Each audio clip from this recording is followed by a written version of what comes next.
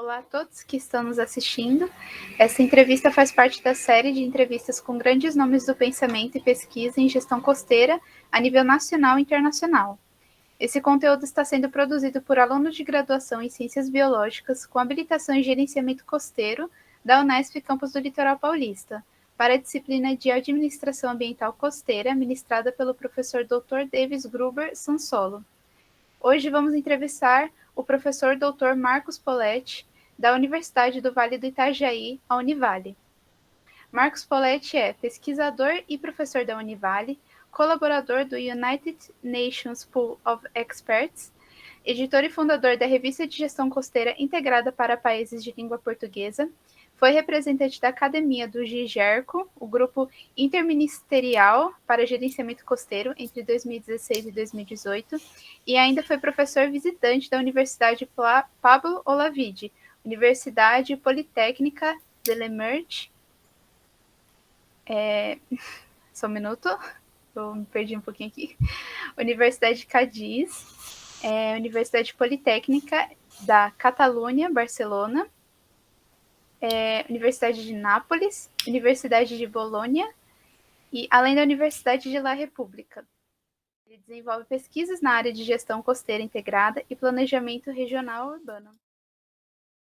Iniciei minha formação como licenciado em Geografia, depois eu fiz Oceanologia na FURG.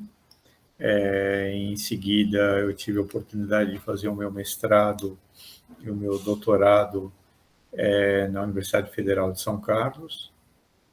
Nesse período, daí eu terminei, fui fazer 3 cursos de especialização na área de gerenciamento costeiro, na Universidade de Rhode Island, nos Estados Unidos, com o professor Stephen Olsen. Depois eu tive a oportunidade de ir para a Holanda, onde eu estudei no IHE, na cidade de Delft. Também tive a oportunidade de estudar na Universidade de Bolonha. E depois eu tive a oportunidade de desenvolver o meu pós-doutoramento na Universidade Federal de Santa Catarina, onde eu fiz talvez tenha sido a primeira avaliação do Plano Nacional de Gerenciamento Costeiro no Brasil, de uma forma participativa, levando em consideração vários entes da sociedade, da iniciativa privada e governos.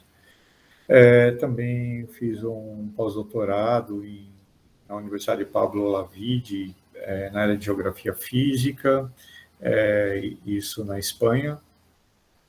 E desde então eu venho me dedicando a ministrar aulas em várias universidades, projetos também em vários lugares, na África, onde eu já tive a oportunidade de desenvolver projetos na área de planejamento regional e urbano, ministrar aula em vários países, na China, na Europa, na América Latina, onde hoje eu também sou professor da Universidade de La República, no Uruguai, né? O curso na área de mestrado em manejo costeiro, que já está na sua 7ª edição, e desde então eu ministro aula também lá. Eu creio que a academia te leva, né? Exatamente a você procurar sempre respostas. E as respostas, elas estão não só eu diria assim, nos livros, nos artigos, mas também, né, na possibilidade de integração com seus pares, e isso ao longo de todo o mundo, né? Então, acho que isso é uma das coisas que nos fomenta, né, a poder fazer pesquisa, ao ensino também, porque o ensino ele também te leva a você sempre buscar saber, né, novas questões, ou seja, cada semestre de aula, né, você tem que buscar novos ensinamentos para poder repassar e a gente poder atualizar todos, né, acerca do que está acontecendo. Então, acho que esse é o nosso destino. Uma das questões interessantes que vocês né, tem que Uhum. entender que o caminho é longo, né, Sim, e o sim. caminho também é difícil, né. Então, ou seja, hoje quando você conta quando a gente conta uma história, parece tudo muito fácil, né, porque você conta a história. Mas o problema são os processos, né, que são muito difíceis. Até porque essa é uma área em que você tem que saber, né, lidar muito com questões de natureza política, institucional.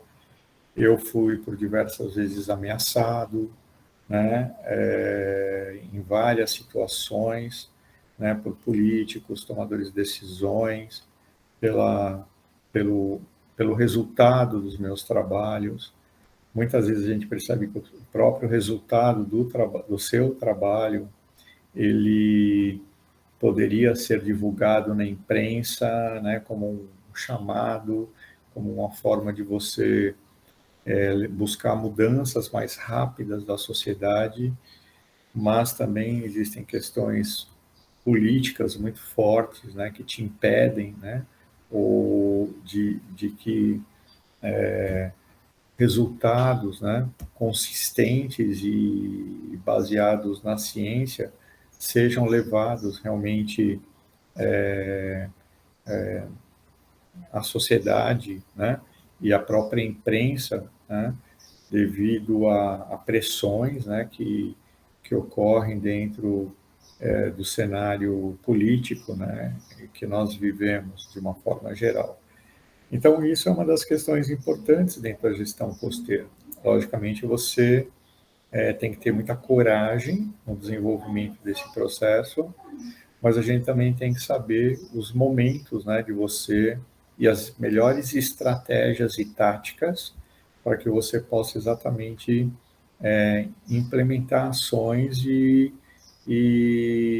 utilizar, né, formas de buscar mudanças comportamentais, porque o que nós queremos no final do processo da gestão costeira é mudança de comportamento da sociedade, né? Então, quando você encontra um problema e um conflito, o que você quer é que isso seja mudado, né? E essa mudança de comportamento, ela é uma mudança de comportamento, né, de várias naturezas, né?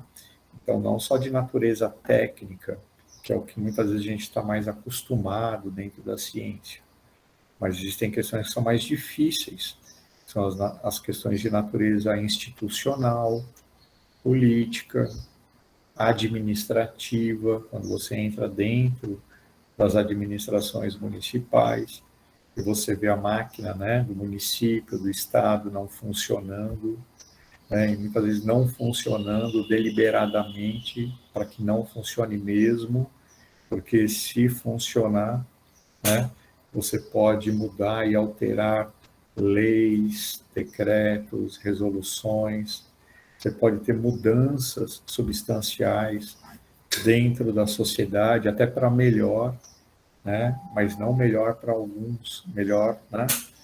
Não melhor para todos, né? Muitas vezes é pior para alguns, só que esses alguns, né?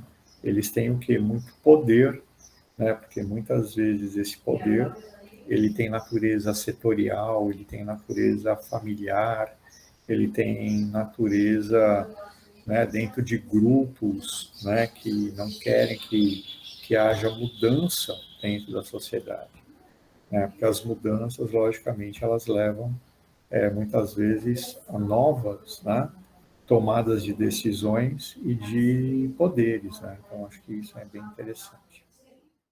Eu creio que uma das questões fundamentais para isso, né, é você ter o olhar, né, um olhar e entender a natureza, né?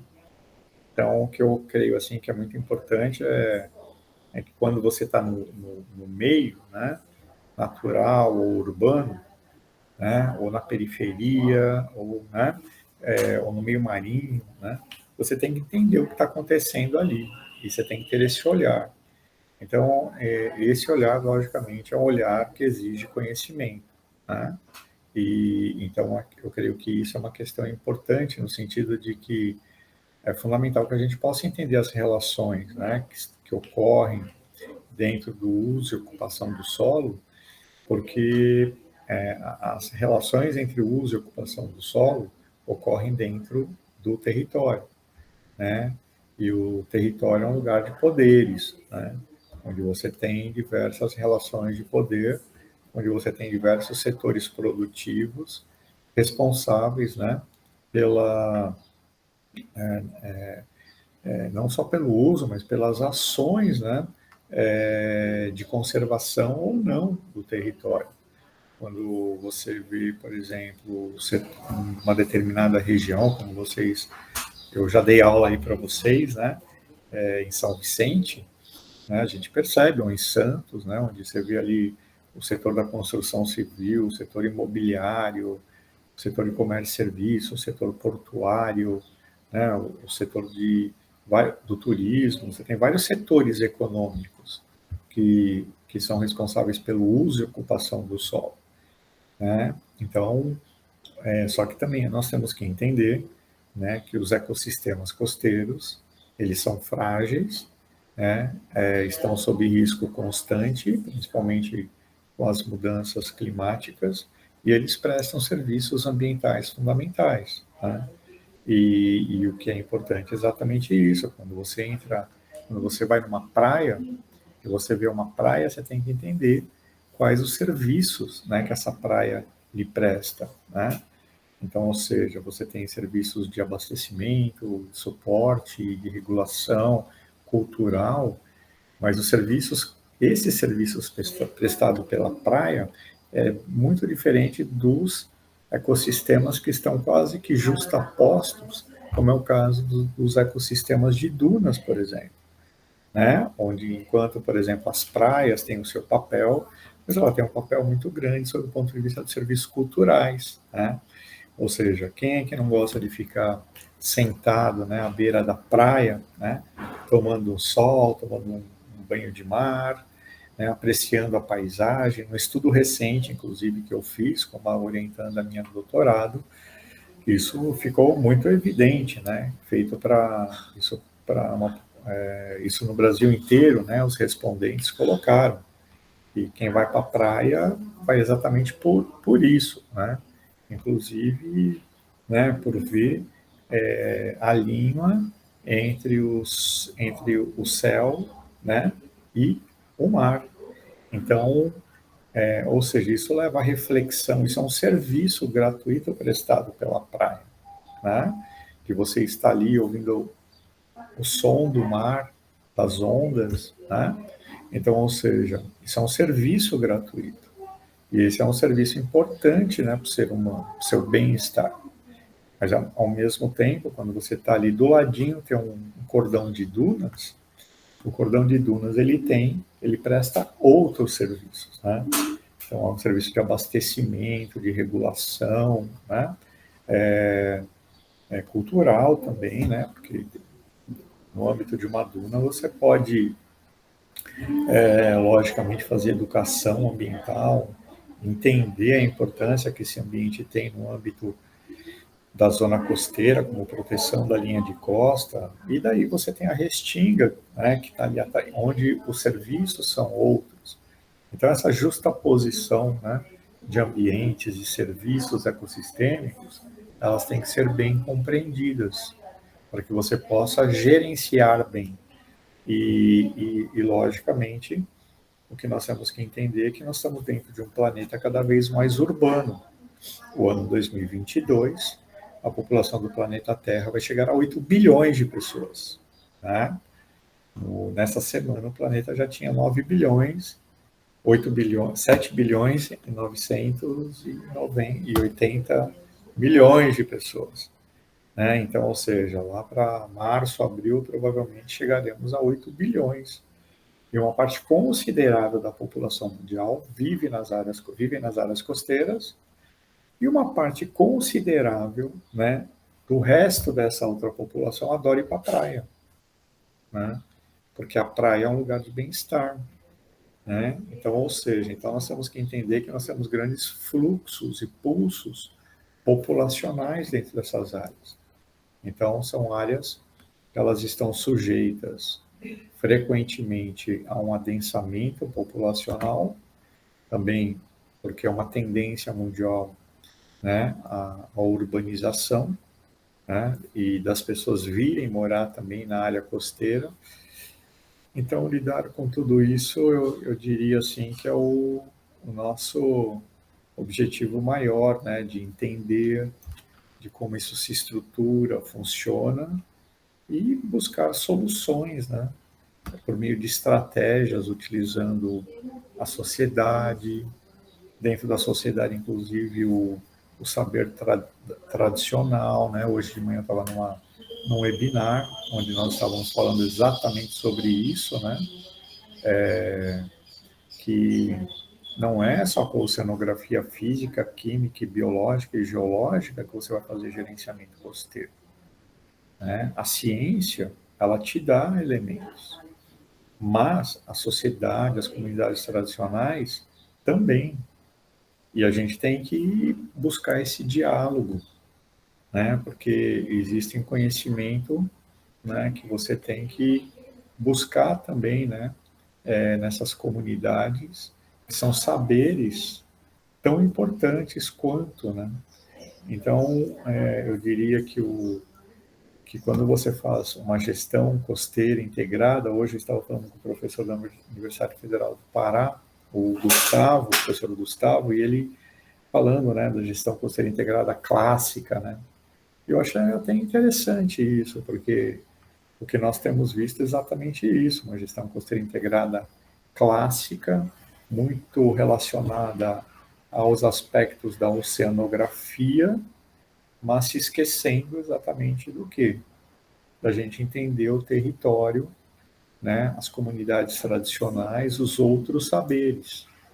E a gestão costeira ela tem que ser feita, né, com todos esses saberes, por meio de uma governança policêntrica, uma governança que horas, né, você tem a ação, né, dos governos nas tomadas de decisões, mas de nada isso adianta se a sociedade ela não participar desse processo, se a sociedade não considerar, né, que essas ações que muitas vezes, né, elas podem até ser, podem ter até boa vontade ou não, né?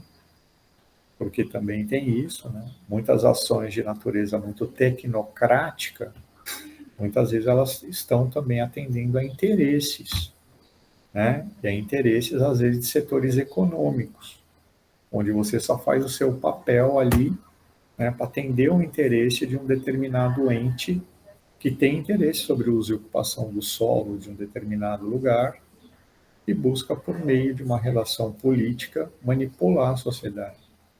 Então, por isso que a gente tem que ter essa relação, né?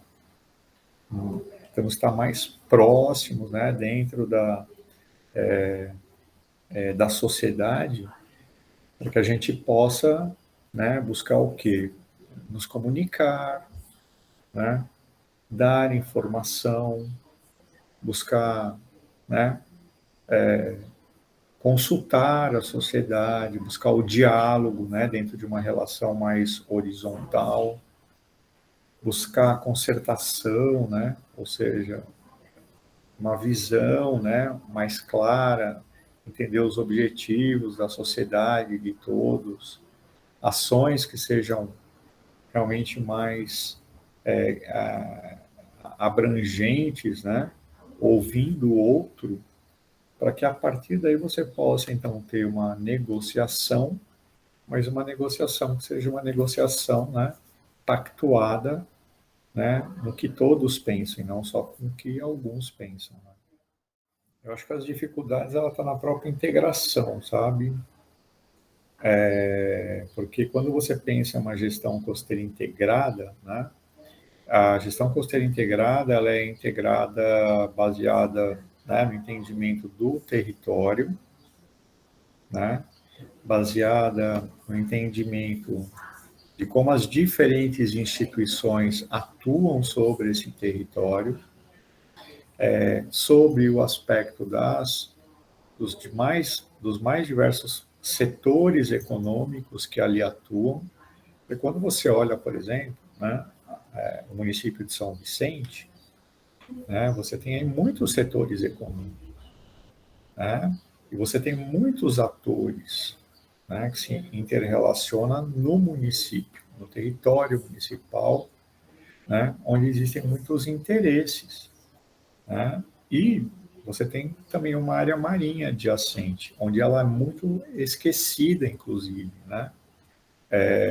As pessoas, elas quando pensam na gestão costeira, muitas vezes estão pensando ali a praia, a orla às vezes nem pensam no município dentro da sua área rural. Mas isso tem que ser pensado, porque o município, né, dentro do gerenciamento costeiro, ele tem que ser visto dentro da sua totalidade. E quando a gente pensa em gerenciamento costeiro, a gente tem que entender que nós estamos falando de uma política pública de gerenciamento costeiro e que ela deve se integrar a outras políticas públicas, né? Então, por exemplo, enquanto o plano diretor ele está tentando entender a cidade sob o ponto de vista da política do Estatuto da Cidade, uma política urbana, o gerenciamento costeiro está entendendo a zona costeira, o município, sob o ponto de vista do entendimento do que é a costa, né? Sobre o que é o costeiro, né? Por assim dizer, o que é o marinho. E essa relação, ela não está clara, né? No âmbito dos planos diretores, por exemplo. Os planos diretores, ele tem esse olhar do urbano e não o olhar, né? Por exemplo, do que, como eu falei para vocês, né, de como a praia ela é importante sob o ponto de vista dos seus serviços ecossistêmicos, né, como a duna é importante. O plano diretor não tem essa percepção da importância da restinga, né? Quando você pega uma área, qualquer município costeiro, as restingas não existem mais, por quê? Porque as cidades estão em cima das restingas. Só que as restingas, elas são áreas muito jovens, o lençol freático é alto. Então, ou seja, se os urbanistas soubessem, né, da importância que as restingas têm, até no processo de ocupação, nós teríamos o quê? Canais de drenagem, poderíamos repensar o urbano. Por quê? Porque a política de gerenciamento costeiro, ela iria dar essa base para você integrar, assim como, por exemplo, a política de recursos hídricos. Porque essa cidade, São Vicente, ela está dentro de uma área onde tem água, né? Tem bacias hidrográficas. Então, aí você tem outra política pública. Então, e dentro disso, nós estamos num momento de mudanças climáticas. Então, a gente tem a política de mudanças do clima. Só que, ao mesmo tempo, os municípios não têm o quê? Saneamento. Então, em 2020, nós tivemos a Política Nacional de Saneamento Básico. E o problema é o resíduo plástico, mas o resíduo plástico tem a ver com o quê? Com a Política Nacional de Resíduos. Então, assim, se nós não entendermos como é que se dá essa integração por meio de instrumentos, de atores, como isso se organiza no território, como cada setor econômico entende isso, né? O setor do turismo. O setor do turismo, será que entende o turismo realmente dentro do município de São Vicente, de Santos, ou aqui em Santa Catarina? Eu tenho minhas dúvidas que não. Por quê? Porque se assim fosse, ninguém hoje pensaria em transformar Angra dos Reis numa Cancún, né? Não é verdade? Então, ou seja, para que você vai transformar Angra dos Reis em uma Cancún se os ecossistemas, se existem unidades de conservação ali, né, que é uma outra política pública, né, o SNUC. Então, isso a gente tem que conversar, a gente tem que entender isso. Enquanto não tiver esse diálogo, né, entre atores, setores, políticas públicas, no âmbito do território, instituições, a gente não vai estar conseguindo fazer uma gestão costeira integrada. E é por isso que, recentemente, nós começamos aqui na Univale um curso de gestão costeira para municípios costeiros brasileiros, né? Esse curso ele pretende ser desenvolvido até o ano 2030, né? Esse curso, esse ano, nós tivemos 43 municípios inscritos, com 79 técnicos de prefeitura. A nossa ideia é chegar nos próximos 9 anos em quase 400 municípios brasileiros. O curso ele é ministrado toda quarta-feira, a cada 15 dias, e a ideia é trazer para os técnicos de prefeitura essa noção, isso que nós estamos conversando, que é o quê? É um educar, mas um educar que possa levar ao entendimento de que os técnicos, primeiro, têm que perceber que eles estão dentro de um município costeiro. Eles têm que ter esse olhar, né? Então, eles têm que entender que se eu moro em Santos, tem porto, tem turismo, tem o mar ali na frente, esse município é um município, né? Assim como, por exemplo, ontem, na aula que nós tivemos, tinha uma técnica da Prefeitura de Santana, no município de Santana, no Amapá, que é um município enorme, né?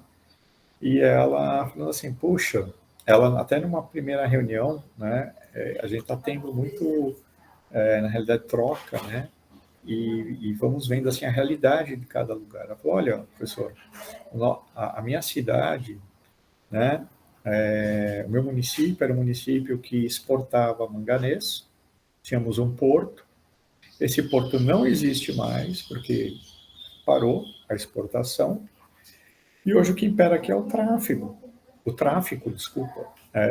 E ontem nós falamos sobre veraneio, turismo, né? Ela falou, professor, daí isso já na outra aula, né?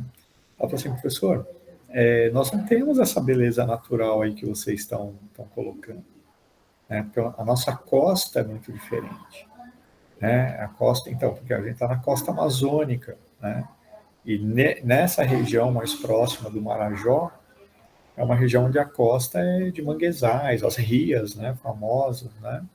Então, assim, ela não é algo, assim, que nem essa praia que vocês estão vendo atrás de mim, né, essa coisa bela, não. É uma paisagem bonita também, mas é uma outra percepção de paisagem. Mas é nessa paisagem também que nós temos que buscar o quê?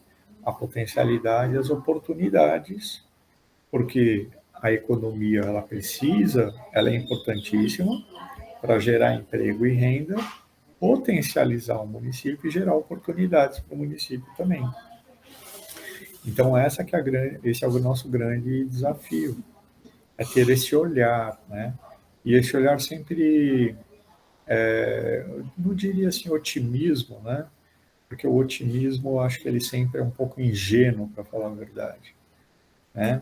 Mas eu acho que a gente tem que ter essa percepção de futuro, de entender o nosso papel, e a partir do nosso papel a gente tentar buscar mudanças dentro da sociedade. E vocês, né, que estão chegando, não é verdade? Eu, né, estou numa outra fase, logicamente, da minha carreira profissional, né, mas eu vejo exatamente em vocês que estão chegando dentro da área de gerenciamento costeiro, porque na minha época meu sonho era poder ter feito um curso de gerenciamento costeiro, onde dentro do banco da universidade, né, todo mundo falasse sobre gerenciamento costeiro. E eu, quando entrei, era uma coisa muito desbravadora. As pessoas mal entendiam o que era isso.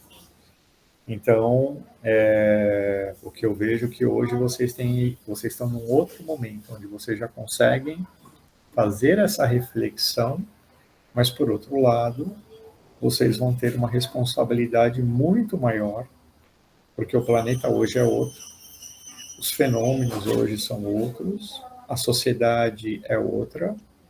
Infelizmente, a sociedade brasileira se revelou, né, de uma outra forma como eu nunca imaginei.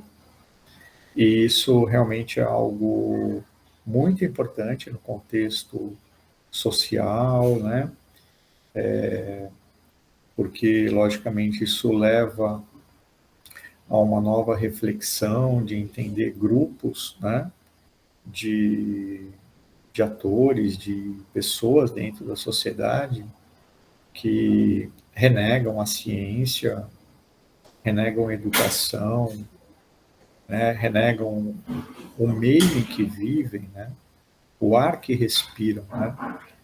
E então nós temos que, assim, o papel de vocês, ele vai ser redobrado, principalmente dentro de um mundo em que as mudanças climáticas vão estar cada vez mais ativas, né?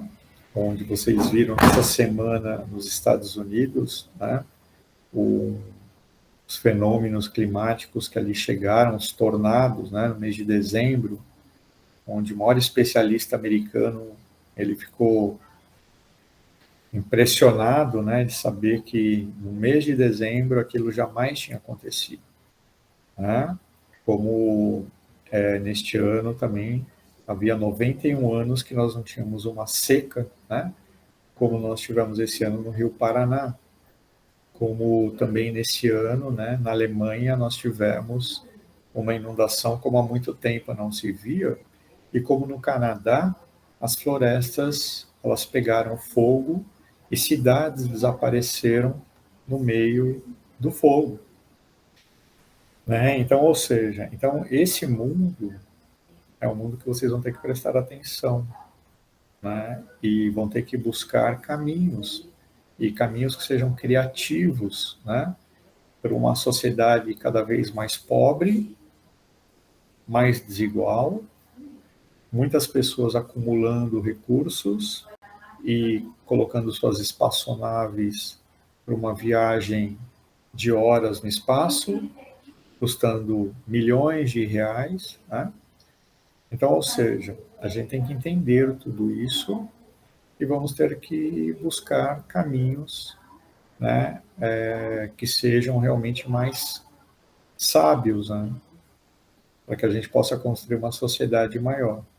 Não estou jogando para vocês essa bola, mas eu gostaria que vocês pensassem e tivessem grande responsabilidade, né, e comprometimento com as gerações, visto que atrás de vocês já têm crianças de 2, 3, 4 anos, né, e que um dia, certamente, quando elas chegarem aos 20, vocês vão estar provavelmente com os 40, dentro já de uma profissão, né, onde vão estar já estabelecidas dentro de uma profissão, e, logicamente, vão ter que estar produzindo ciência e mostrando para essa nova geração, né, que eles também têm que fazer o mesmo, né, para o ano 2100 e assim por diante. Então, esse processo é um processo que não termina. E o que nós temos que ter é responsabilidade e comprometimento. Só isso. Vocês, Gabriela, o Rafael, a Natália, a Júlia e você, Amanda, muito obrigado pela possibilidade de conversar com vocês. Acho que isso é muito importante, o que vocês estão fazendo. Guardar o relato das pessoas e deixar no tempo, né? Eu creio que isso é bem importante e que nós possamos realmente, no futuro, né, ter dias melhores, né, principalmente dentro do Brasil, visto que eu sei que tudo passa, né, e tudo passará, né? E eu sou muito esperançoso com mudanças e com possibilidades realmente da gente ter um país melhor e mais digno, né, para todos.